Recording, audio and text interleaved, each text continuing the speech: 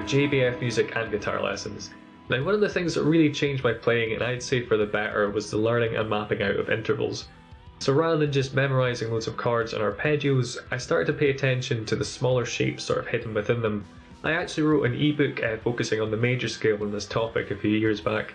This approach can really open up the fretboard and give you way more improvisational freedom. When you can quite literally see all the practical ways in which an interval can be played, it shuts off paths that don't make that much sense to go down and lets you explore different areas of the neck.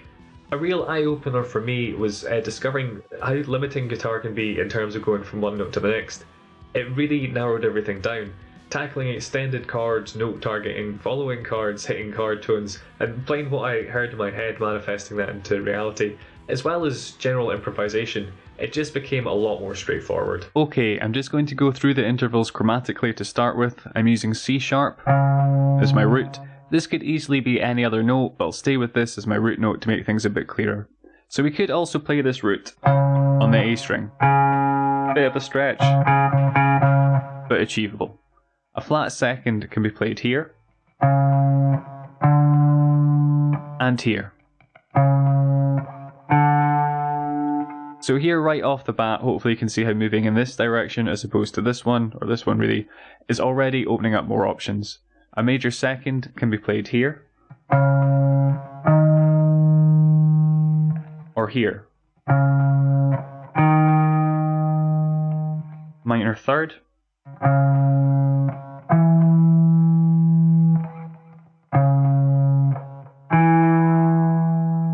Major third.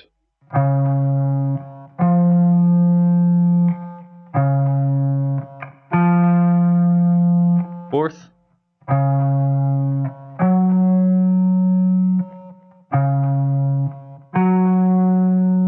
Sharp fourth.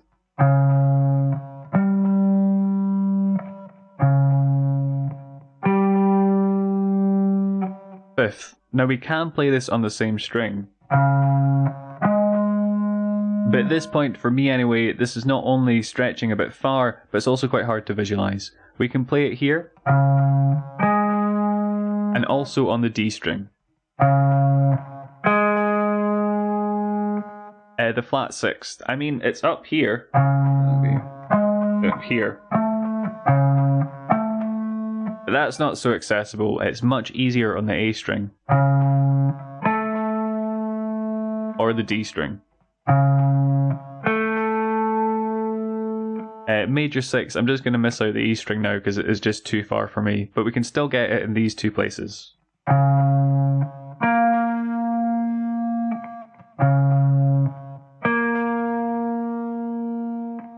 Flat 7th could be found here.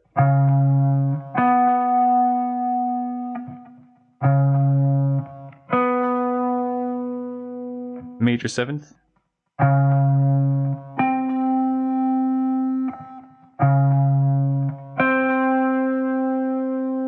The octave, well, I'm sure you know this one. And we can play this on the A string. It's a bit of a jump though, but we can hop over to the G string and get it here.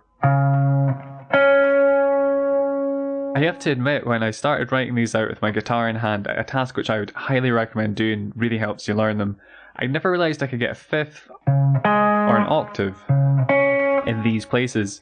I mean, I'd played riffs with the fifth in that position, but it hadn't really dawned on me that that was actually a fifth.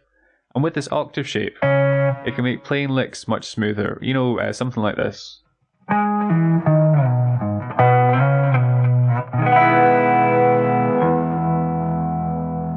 Outlining in E major 7. For more on 2-note per string major 7th arpeggios, check out the card on the top right. Alright, so now let's move on to the A string with this C sharp here.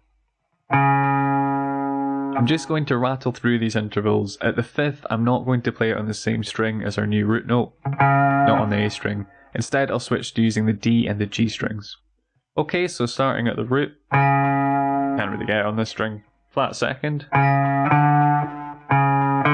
major 2nd, flat 3rd, major 3rd, 4th, sharp 4th, fifth, flat sixth, major sixth, flat seventh, octave. And you'll notice because of this pesky B string that's tuned from the 4th fret, we need to adjust the shape accordingly. This means we could also have played the major 7th here. I mean, you could play the flat 7th there as well. If it wasn't an open string, I would find that a bit of a stretch though, and not as easy to visualize again. Cool, so let's try this with a C sharp on the D string, so up at the 11th fret here. The root, which we can also get here. Flat second. Major second. Flat third. Major third. Perfect fourth. Sharp fourth. Fifth. So starting here against this time, because of the B string, we'll need to bump the remaining intervals up by 1 fret again. Flat sixth.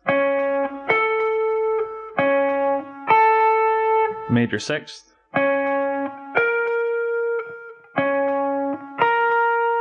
Flat seventh.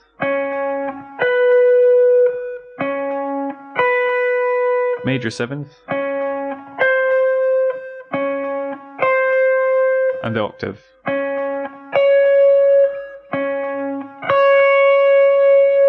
In this last example here, we'll start on the G string's 6th fret. Every interval on the B and the E strings will need to be moved up by 1 semitone. Obviously the ones on the G string will remain the same. Now this might be a little bit confusing to begin with, but if you know these 2 octave shapes, and these power chord ones, it's just exactly the same principle. So root, we can also get that there. Flat second.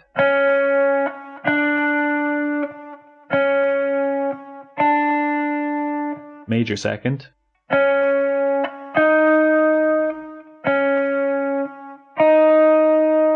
Flat third.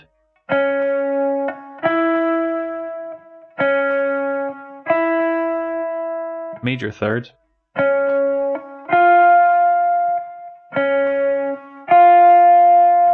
Perfect fourth.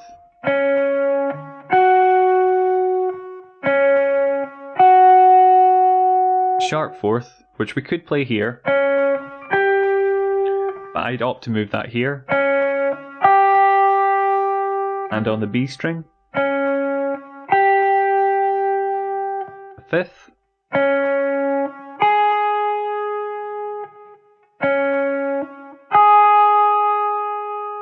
flat 6th,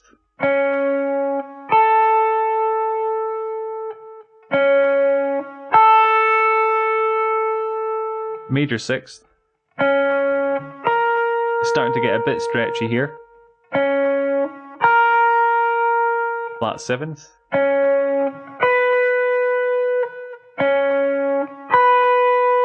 major 7th,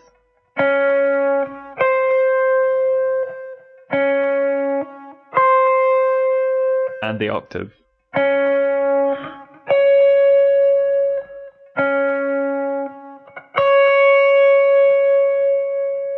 So for lead playing and part writing, where this comes in particularly handy is if you know your arpeggios, the theory behind them that is, or chord construction. Lesson card in the top right for the take one, skip one method. But yeah, I know a minor arpeggio is root, flat third, 5th. Now, I do know my arpeggios, but I always found learning big shapes across the fretboard to be pretty hard, and it also meant that I tended to play more or less the same licks within that larger shape. Using our interval mapping, or mini shapes, we are afforded much more freedom.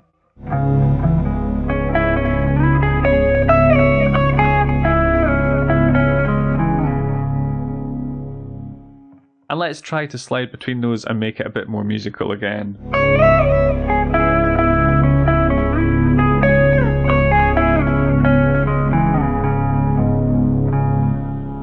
It's also a great way of extending chords with triad arpeggios on the fly, although I think that's maybe a topic for another lesson. Finally, rhythm playing or riff writing can also benefit. If we take No Doubt's Hellagood,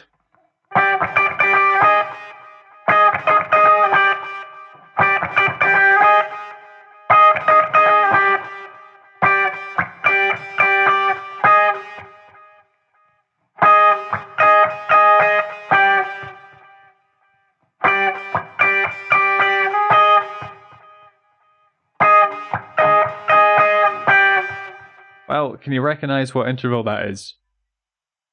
It's a fifth. Now, this is a really subtle change to playing it the standard way on two adjacent strings, but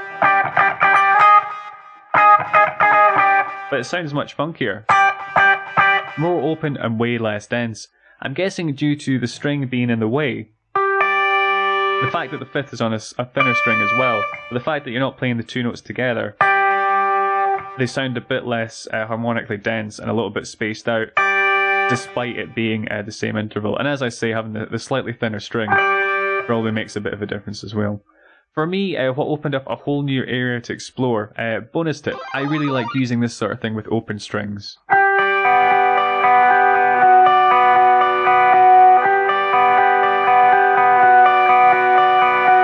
So a really simple guitar line, I think that's quite a nice one, and I couldn't get those notes ringing together if I was playing the fifth here. So even something simple like just trying riffs with the fifth moved, it will quite often generate a whole new different idea, or at least the kind of embryonic stages of something that becomes a bit better. That was a brief introduction to interval mapping. That little phrase has taken me a surprisingly large amount of takes to be able to say properly. This has been Good Guitar Tricks. That's the playlist there. For more ideas on breaking out scale boxes, check out this tutorial. If you've enjoyed this and want to help the channel grow, stay up to date with new content, hit subscribe, share, leave a comment and a like, and enable notifications by ringing that little bell on the side if you feel so inclined. Cheers guys.